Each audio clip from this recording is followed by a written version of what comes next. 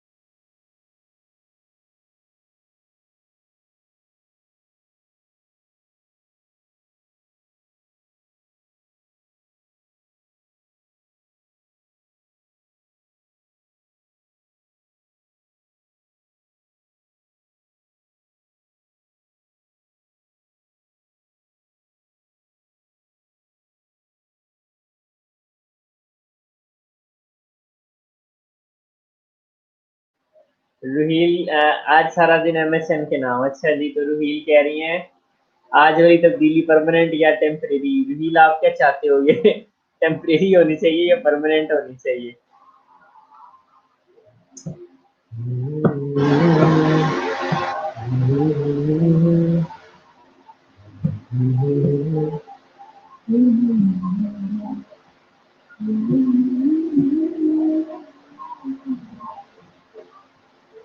अच्छा जी, चले।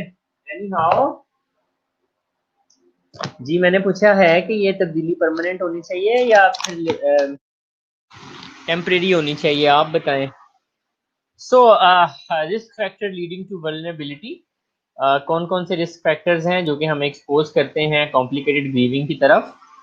मैं एक मिनट ग्रुप में जरा टेक्स्ट कर दूं कि सारे लोग वापस आ जाएं, ब्रेक खत्म हो गई है।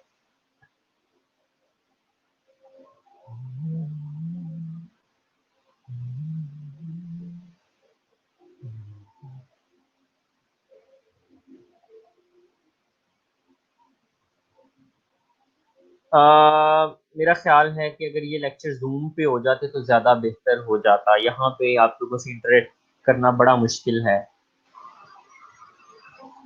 नहीं, परमानेंट नहीं है, ये तब्दीली सिर्फ आज के लिए है। There was some certain problems out there, so उसकी वजह से उन्होंने मुझे कहा कि आज के सारे लेक्चर आप ले लें।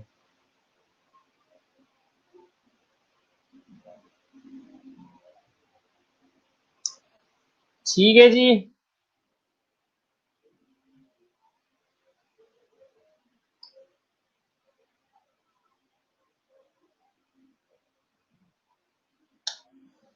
अच्छा, चलें आगे चलते हैं।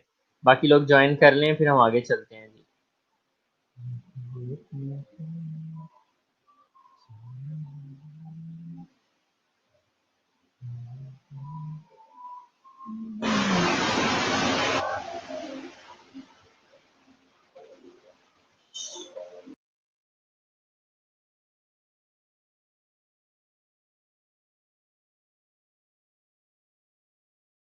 जी सुंबल, बताइए आप क्या कहना चाहते हैं?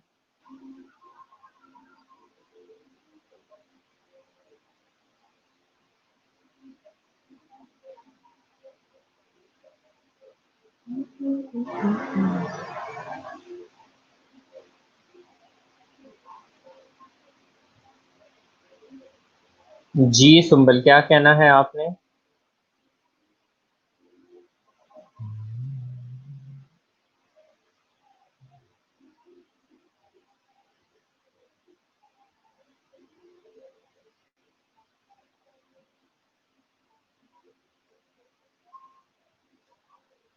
हाँ जी, चलें बिस्मिल्लाह करते हैं और आगे बढ़ते हैं हम।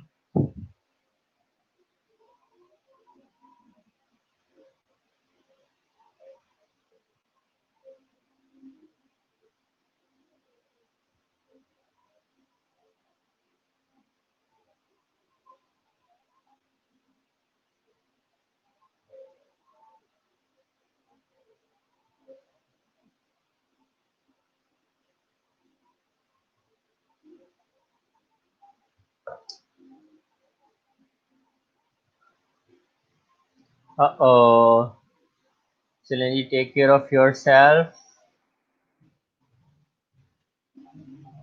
सुम्बल कह रही हैं जी अब गपशप करनी चाहिए।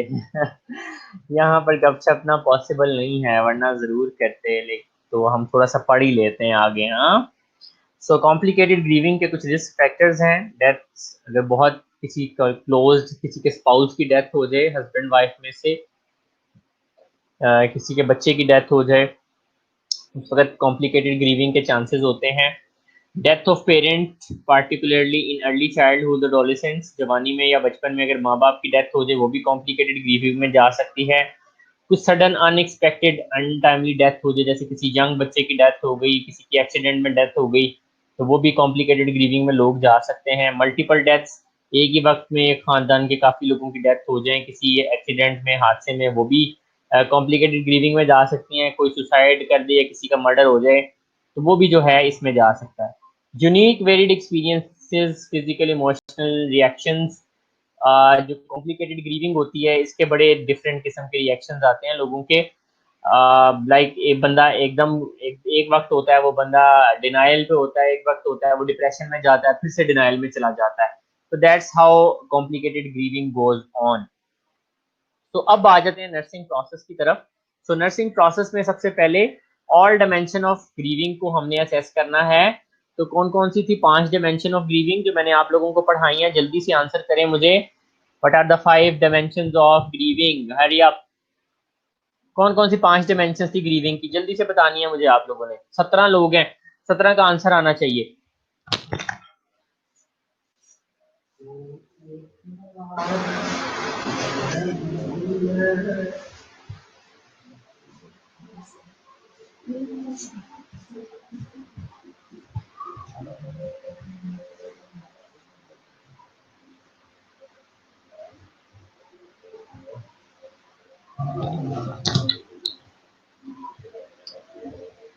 जी, so what are the dimensions of human response? Dimensions कौन कौन सी हैं ग्रीविंग की? अभी पढ़ाई हैं मैंने, याद होनी चाहिए आपको।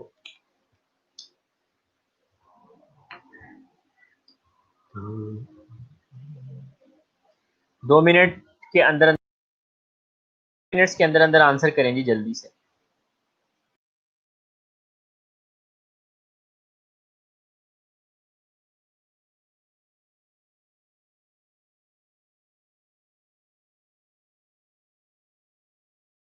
Of grieving, these are the stages of grieving. Dimensions, cognitive dimension, physical dimension, emotional dimension, dimensions की बात करो ना।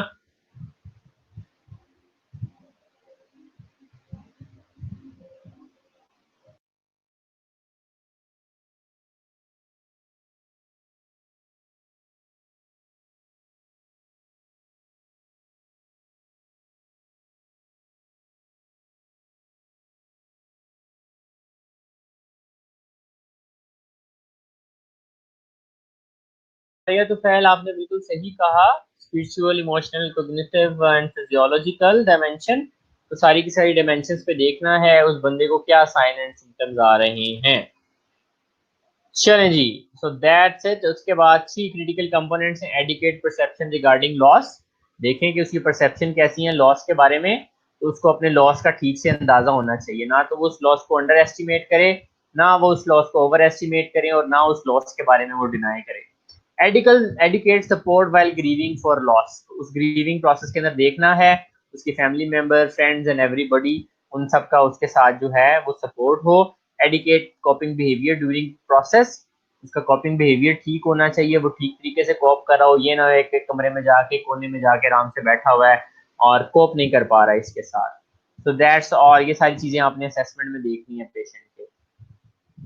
जी, तो पॉसिबल नर्सिंग डायग्नोसिस क्या बन सकती है? नंबर वन, ग्रीविंग खुद एक नर्सिंग डायग्नोसिस है। उसके बाद कॉम्प्लिकेटेड ग्रीविंग एक नर्सिंग डायग्नोसिस है। उस सूरत में जब आपको लगता है कि वो पेशेंट प्रॉपरली ग्रीव नहीं कर रहा। उसके बाद रिस्क फॉर कॉम्प्लिकेटेड ग्रीविंग, अगर हमें लग रहा है कि पेशेंट कोप अप नहीं कर पा रहा और इसके लिए रिस्क फॉर बनता है। और इसी तरह एंटीसिपेटरी ग्रीविंग। एंटीसिपेटरी ग्रीविंग उस सूरत में जब फॉर एग्जांपल किसी को मौत की खबर सुना दी गई, किसी को ये बता दिया गया कि तुम्हें एक बहुत बड़ी बीमारी है, तो उसमें फिर एंटीसिपेटरी ग्रीविंग की जो है वो आ जाती है। नेक्स्ट आ जाते हैं आउटकम आइडेंटिफिकेशन। हमने आउटकम आइडेंटिफिकेशन नर्सिंग प्रोसेस में पढ़ा था। तो हमने क्या आउटकम बनानी है अपने पेशेंट के लिए कि हमारे पेशेंट जो ग्रीविंग के साथ हमारे पास आया है उसको कहाँ क्या ठीक करना उसका। Identify effect meaning of his और हर लॉस। नंबर वन, पेशेंट अपने लॉस को प्रॉपरली अंडरस्टैंड कर सके, उसको एक्नॉलेज कर सके, एक्सेप्ट कर सके और हमें बता सके कि जी इतना लॉस हुआ मेरा और ये जो है ना इस तरह का लॉस था मेरी लाइफ का। ना तो वो उसको ओवर एस्टिमेट करे ना अंडर एस्टिमेट करे। Next, seek adequate support develop plan for कॉपिंग apply effective कॉपिंग strategies. Patient जो है अपनी ग्रीविंग के हवाले से लोगों के साथ इंटरेक्ट करेगा, लोग उसे सपोर्ट करेंगे, फैमिली मेंबर सपोर्ट करेंगे, प्रॉपरली कॉपिंग प्लान करेगा, अपने आप को मसरूफ कर लेगा या फिर जो भी है अप्लाई इफेक्टिव कॉपिंग स्ट्रेटजीज। और जो कॉपिंग इफेक्टिव स्ट्रेटजीज है उनको अप्लाई करेगा वो।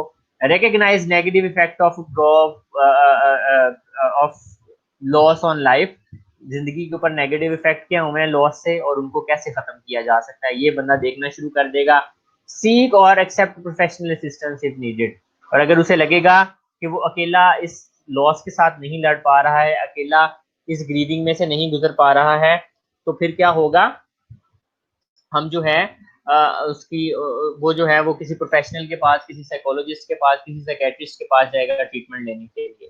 तो ये सारी की सारी हमारी आउटकम आइडेंटिफिकेशन है एक ग्रीविंग के पेशेंट को लेकर। हाँ जी, तो नर्सिंग इंटरवेंशन हमें बेसिकली क्या करनी है ग्रीविंग के पेशेंट के लिए। यार किसी का मैसेज आया है कि सर छुट्टी दे दें, छुट्टी कर लेते हैं लेकिन अभी नहीं, थोड़ा सा इंतजार कर लो, बस यही स्लाइड पढ़ते हैं हम। और ये स्लाइड है, इसके बाद ये स्लाइड है और उसके बाद जनाब आपकी फिनिश है। यहाँ पर ख़त्म हो रही है स्लाइड्स ना, तो बस ये 3-4 स्लाइड्स पढ़ के हम छुट्टी करते हैं। अभी के लिए मैं आप लोगों की ज़रा अटेंडेंस लगा लूँ बिफोर के मैं आप लोगों को ग्रीविंग प्रोसेस के लिए नर्सिंग इंटरवेंशंस बताऊँ। सो आप ऐसा करें कि अपनी अटेंडेंस जो है ना दोबारा से लगवा लें। जो लोग एंड तक मेरे साथ हैं सिर्फ उनकी मैं 4 लेक्चर्स की अटेंडेंस भेजूंगा, बाकी दुनिया की नहीं जाएगी। जी, अटेंडेंस बोलना शुरू करें, अपने अपने नाम सेंड करें या प्रेजेंट जो भी रोल नंबर वगैरह सेंड करते हैं। मारिया तुफैल, मरियम जफर, मारिया गुलाम गौस।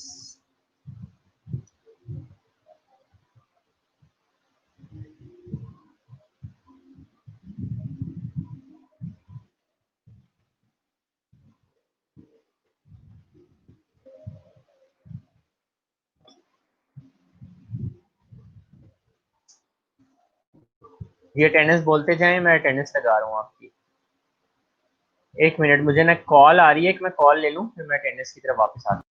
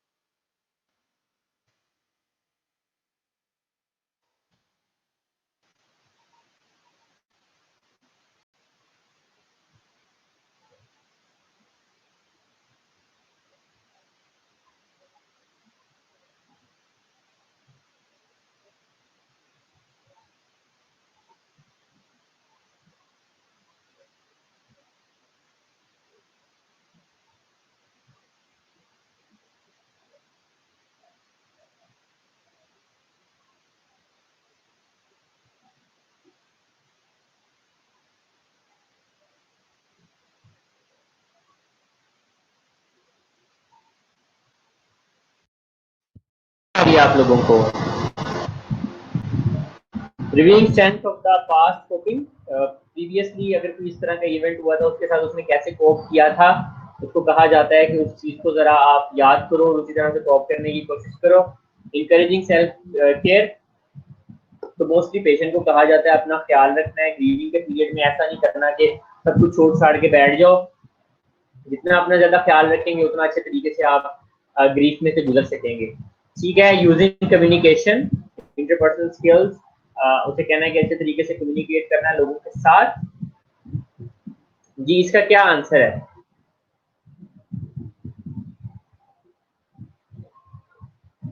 हाँ जी, इसका क्या आंसर है?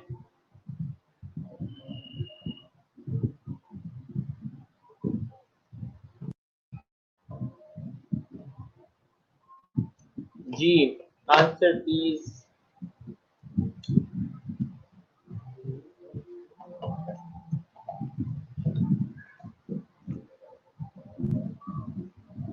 ठीक है जी, फॉल्स है।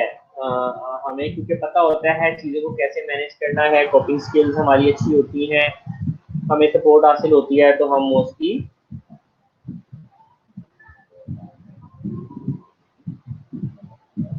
ठीक है जी, मोस्ट मैंने हमने पहले भी पढ़ा था कि हम जिस फ्रेंचाइज ग्रीफ जो है वो मोस्टली नर्सिस और हेल्थ केयर प्रोफेशनल्स एक्सपीरियंस करते हैं, ना कि कॉम्प्लिकेटेड।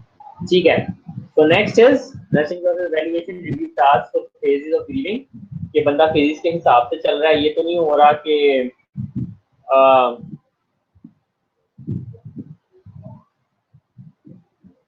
ये तो नहीं हो रहा कि वो प्रॉपर्ली ग्रीविंग प्रोसेस को फॉलो नहीं कर पा रहा। Demonstration of the continual denial और आउटक्राई, अगर कंटिन्यूअसली वो डिनायल फील कर रहा है तो फिर भी उसको दोबारा से रीएवैल्यूएट करना है, दोबारा से केयर प्रोवाइड करनी है, evidence of reorganisation, recovery, healing. तो रिकवरी और हीलिंग अगर हो गई है तो डेफिनेटली हम उसको पॉजिटिवली एवेट कर लेंगे अपनी एवेल्युएशन जो है नर्सिंग प्रोसेस के हवाले से। सेल्फ अवेयरनेस, हमें अपनी भी ग्रीविंग का ख्याल रखना चाहिए। Examining one on experience with the grief and loss, अपने एक्सपीरियंसेस को हमें देखना है, क्योंकि हम मेंटल हेल्थ पढ़ रहे हैं तो हमें अपने आप को भी इस तरह से इम्प्रूव करना है ना। Taking self awareness inventory reflecting on results, तो डिफरेंट इन्वेंटरीज होती है। इन्वेंटरी क्या होती है? ये जो आप फेसबुक के ऊपर जाते हैं और वहां पर जाके आपको बाजू बात क्वेश्चंस मिलते हैं अपनी पर्सनैलिटी के बारे में जानिए, आप उसके ऊपर टिक करते हैं, फिर वो आपको बताता है कि आप इतने परसेंट सच्चे हैं और इतने परसेंट झूठे हैं और ये है वो है, आप इतने परसेंट अच्छे हैं, इतने परसेंट अच्छे नहीं है। तो ये इन्वेंटरीज होती हैं। तो सेल्फ अवेयरनेस इन्वेंटरी जो है वो ग्रीविंग के हवाले से भी मिलती है कि आप कितना अच्छे तरीके से अपनी ग्रीव से कॉप कर पाते हैं। अगर आपका इन्वेंटरी में स्कोर कम आता है तो हमें क्या चाहिए, हमें अपनी ग्रीविंग स्ट्रेटजीज को इम्प्रूव करना चाहिए। परफॉर्मिंग ऑन गोइंग एवेल्युएशन, तो जिंदगी में अपने आप को ग्रीफ के हवाले से एवेल्युएट करते रहना चाहिए ताकि हम लोग कभी कॉम्प्लिकेटेड ग्रीफ के अंदर या डिसइनफ्रेंचाइज्ड ग्रीफ के अंदर ना जा सके। So that's all for today. Thank you so much कि आप लोगों ने मुझे 4 घंटे बियर किया। ये जो 16-17 लोग हैं जो कि कॉन्टिन्यूसली मेरे साथ रहे और जो लोग कॉन्टिन्यूसली रिप्लाई करते रहे, जिनके अंदर मरियम आ जाती हैं, मरियम जफर हैं, सुम्बल जफर हैं, कुछ नसीबा हैं, मारिया तुफैल हैं। मारिया तुफैल ने तो बहुत ही कॉम्प्रीहेंसिव किस्म के आंसर्स दिए हैं। आयशा रजाक हैं, रूहील हैं, हरम नशीन हैं, ठीक है। तो इन लोगों ने तो और फातिमा है, ठीक है। तो इन लोगों ने तो कॉन्टिन्यूसली आंसर्स दिए हैं, इंटरेक्ट किया है और देवर अटेंटिवली टेकिंग द क्लास। उन्होंने सारे के सारे लेक्चर्स अटेंटिवली लिए हैं। Thank you so much. इंशाल्लाह ताला नेक्स्ट वीक में अब हमारी क्लास होगी तो नेक्स्ट वीक में इंशाल्लाह ताला हम क्लास में मिलते हैं। लेकिन उससे पहले मैं आप लोगों को टेस्ट बता दूं नेक्स्ट वीक के लिए। तो फ्राइडे को क्योंकि हमारी मेंटल हेल्थ की 2 क्लासेस होती हैं तो इंशाल्लाह ताला फ्राइडे वाले दिन हम लोग टेस्ट रखेंगे। फ्राइडे वाले दिन हम टेस्ट रखेंगे और हम टेस्ट रखेंगे जी हमारा रोल ऑफ नर्स वाला जो है वो चैप्टर आई थिंक रहता है टेस्ट के लिए, राइट? ऐसा ही है। रोल ऑफ नर्स और नर्सिंग प्रोसेस के हवाले से हम लोग टेस्ट रखेंगे। ये 2 चैप्टर उसके अंदर इंक्लूड होंगे, role of nurse and nursing process in psychiatric nursing health. और अगर कोई सीआर यहाँ पे सुन रहा है या फिर कोई और बंदा प्लीज ग्रुप के अंदर, ये टेस्ट के दो टॉपिक्स हैं हमारे। Number 1 role of nurse plus role of nurse के अलावा जो है नर्सिंग प्रोसेस, इन दोनों का टेस्ट होगा नेक्स्ट फ्राइडे वाले दिन होगा इंशाल्लाह ताला। और प्लीज अपने स्लैम्स ओपन करवा लें यार, जिन लोगों का स्लैम्स काम नहीं करता, स्लैम्स की वर्किंग के साथ थोड़े से अवेयर हो जाएं, ताकि हम अपना जो नेक्स्ट टेस्ट है उसके अंदर हमारी बदमज़गी ना हो और हम प्रॉपर्ली वो टेस्ट जो है अटेम्प्ट कर सकें। तो जिन लोगों का स्लैम्स पे नहीं हुआ काम, प्लीज अपने स्लैम्स जो है उनका कर लें। आयशा रजा कह रही है सर एक चैप्टर का ले लें अभी। आयशा ये दोनों बड़े शॉर्ट शॉर्ट से चैप्टर्स हैं, रोल्स वाला भी कोई इतना मुश्किल नहीं है, बड़ा इजी से है रोल्स। और नर्सिंग प्रोसेस आप लोगों ने पहले पढ़ा हुआ है, बस थोड़ा सा साइकेट्री के हवाले से पढ़ना है आपने। और प्लीज वो वीडियो देख लेना जिसके अंदर मैंने different nursing diagnosis mental health के हवाले से बताई हुई है, तो उसमें से आपको क्वेश्चन दूंगा मैं। नहीं जी, फ्राइडे को टेस्ट होगा, 2 लेक्चर जिस दिन होंगे उसी दिन मैं टेस्ट ले सकता हूँ। जिस दिन एक लेक्चर होगा उस दिन मेरे लिए टेस्ट लेना मुश्किल है, तो इंशाल्लाह ताला फ्राइडे वाले दिन हम टेस्ट लेंगे। यहाँ पर मैं वाइंड अप करता हूँ आप लोगों को, और take good care of yourself, और हम अल्लाह हाफिज़ करते हैं जी यहाँ पे। बहुत ख्याल रखिएगा, टेस्ट की अच्छे से प्रिपरेशन कीजिएगा, ग्रीविंग को भी साथ साथ पढ़ लीजिएगा।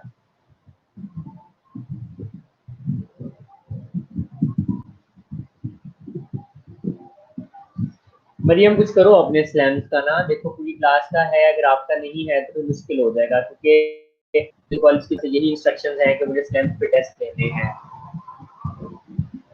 अच्छा फ्राइडे को क्या है? फ्राइडे को वो तो नहीं है मुहर्रम, 9-10 मुहर्रम तो नहीं है फ्राइडे को, नहीं जी।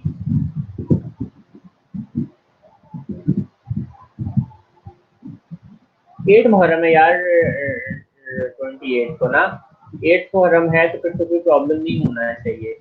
कोई बात नहीं यार, ड्यूटी में से आप 5-10 मिनट निकाल लेना, मैक्सिमम 15 से 20 मिनट का टेस्ट होगा आपका।